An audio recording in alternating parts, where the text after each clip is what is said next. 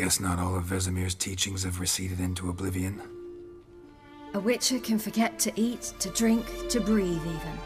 But a Witcher never ever forgets to care for his blade. Yeah, I used to repeat that incessantly. Never tired of doing it either. What creature was it? Huh? Creature? One that gave you the scar over your left eye. It's new. I don't remember it. Souvenir from the Cockatrice of Spalna. Another addition to the collection. Nothing special. Yours has healed beautifully, though. Avalok. He prepared some special ointments for me. But that was before the curse gripped him. Wonder where he is now.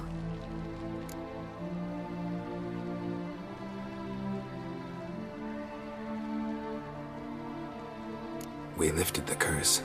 He's at Kaer Morhen, waiting for you. Are you serious? You must be. You'd not jest about something like that. A nice thing to wake up to. You trust him? Avalok? He's not let me down to date. Not once.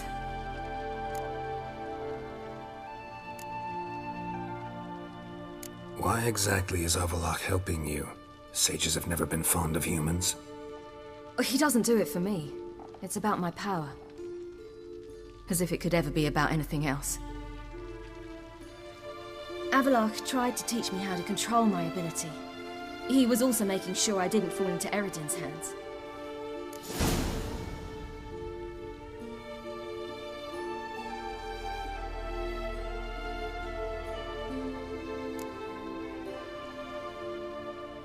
What's Eredin after? What's he want from you? What everyone wants. Control of my powers. His homeworld faces annihilation. Eredin's decided to invade ours. Brilliant, wouldn't you say? Can't achieve much on his own, so he needs to bring an army. Except his navigators can't possibly move him and thousands of NL between planes. Their abilities won't allow it. Whereas yours will. Exactly. And if I die in the process, well, that's a necessary sacrifice.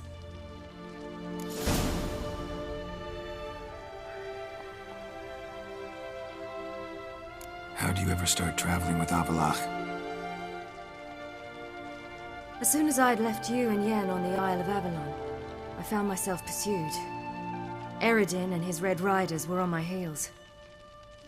I fled through many worlds, many times. They came very close to catching me once. It was then that Avalok appeared, out of nowhere. He found a portal, and took us to a world where Eredin couldn't find us for, oh, perhaps half a year.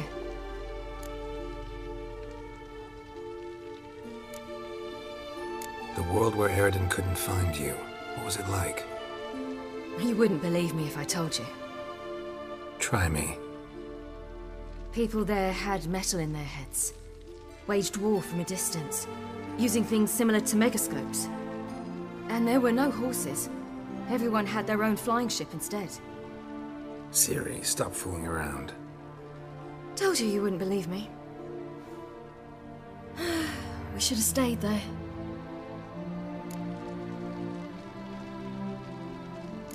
So why'd you return? I thought the hunt had lost my scent for good. I thought I was safe. Besides, I wanted to find you. You and Yennefer. You were looking for us, we were looking for you. Times I thought you were just a step away. Other times, felt like I was going around in circles. I'm not surprised. There were times I fled pell-mell headfirst and forward.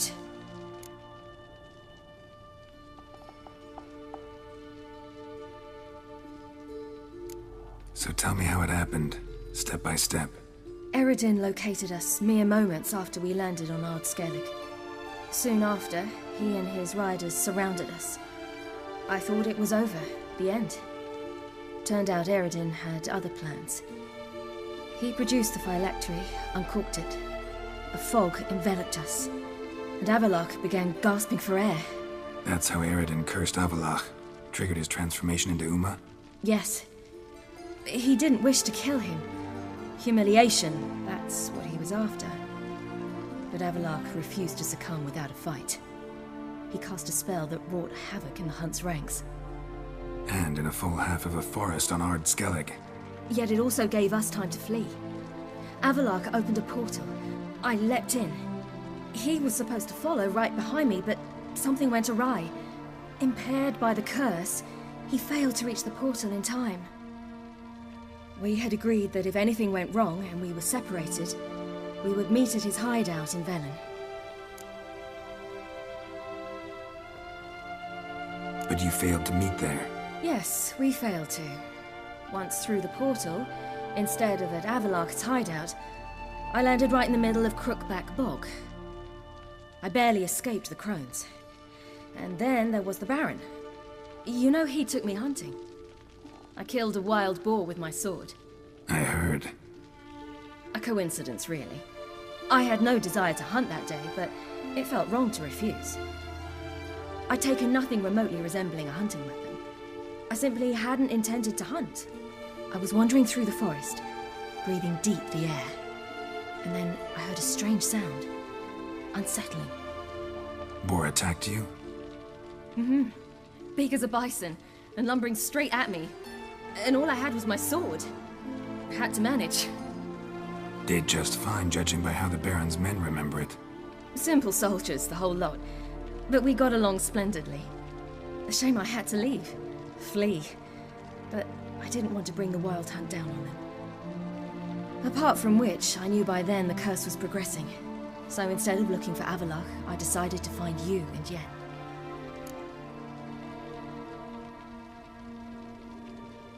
So how'd you even meet a man like Horson Jr.? You and Yennefer were nowhere to be found, and I needed someone who could fix the phylactery. No ordinary craftsman would do. I needed a mage, one with extraordinary powers. Dandelion took it upon himself to help me. It was as if his honor depended on it. He arranged a meeting with a mage, but it proved a trap set by the temple guard. Failed to mention that. Probably didn't want to worry you. Later, we learned the guard did that sort of thing regularly, in the hope of nabbing anyone who collaborated with mages. We needed to find another way. That was clear. Then Dandelion said he knew a man who owned a piece of Novigrad, as he put it, could do more than others. He was certain to know someone who could fix the phylactery. Horson Jr. Mm-hmm. I suspected it might not be the best idea, but I was desperate. I had no choice.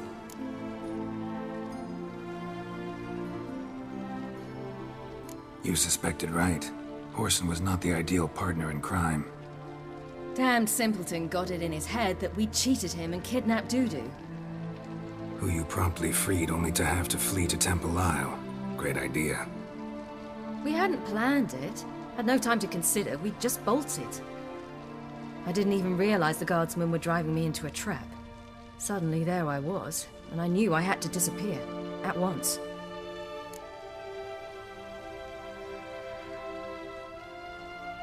And that's when you landed back in Skellige.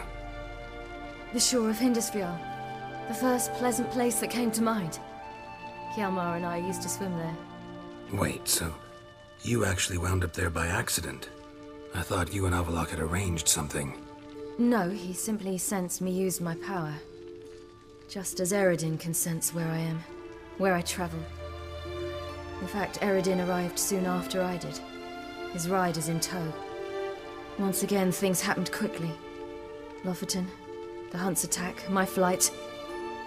And then, dreams. Just dreams.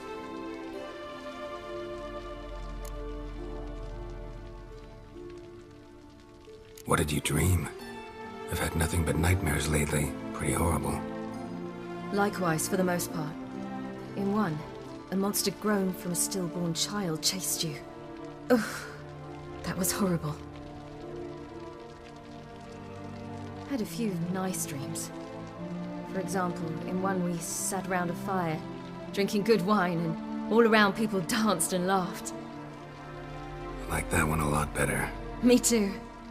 But these dreams, and the others, ended in some tower. No matter what I dreamed, in the end, I would enter a tower. Recognize it? Know where it might be? Not sure. I don't think so, but there was something familiar about it. And something terrifying. The tower was stark and dead. But at the same time, I felt I had to enter it. Did you? No. Dreams all ended with me searching for the entrance. And the last time, instead of the tower, I saw your grizzled face. If not for the scar over your eye, I'd have thought I was still dreaming.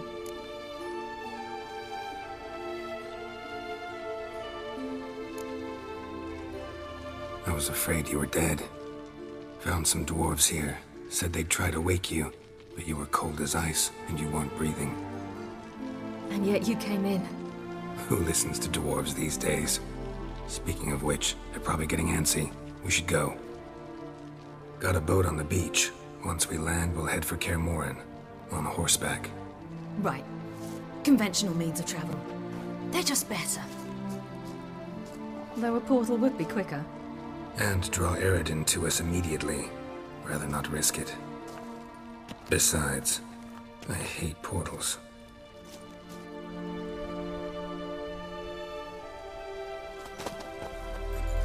Damn.